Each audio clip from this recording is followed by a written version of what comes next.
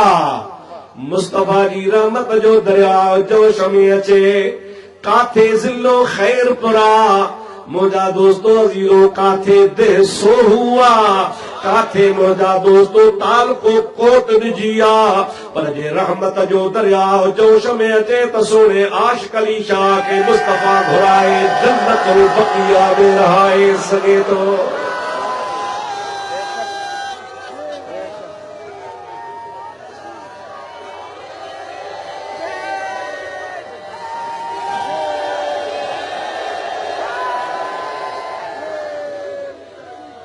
अल्लाह मुझे साईं खे ताकत आहे या न आहे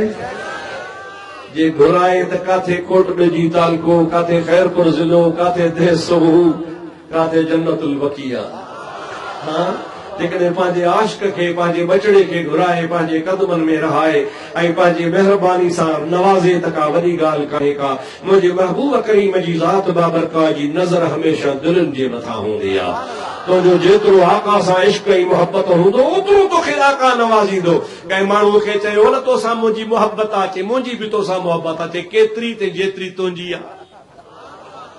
केतिरी मोहब्बत आहे जेतिरी तोखे आहे मोहब्बत मुंहिंजा दोस्त ॿिन्ही तरफ़नि खां थींदी आहे साईं सैयद आशिक़ अली शाह साईं रहमतुल्लाह ताला अलैहि सॼी ज़िंदगी जे वकालत कई त मुस्तफा जे शान जी वकालत जंहिं जाइ ते वियो जिथे बि वियो मुंहिंजे महबूब जे इश्क जी ॻाल्हि कयईं माण्हुनि खे सरकारे दो आलम सल्लल्लाहु अलैहि वसल्लम जे सुन्नत जो दर्स ॾिनई शरीयत पाक जो दर्स ॾिनई अल्लाह पाक जे हबीब फरमायो बचड़ा जेकॾहिं तो सॼी ज़िंदगी मूंखे यादि कयो आहे त अचु त वरी मां तोखे क़यामत ताईं पंहिंजे पाड़े में रहाए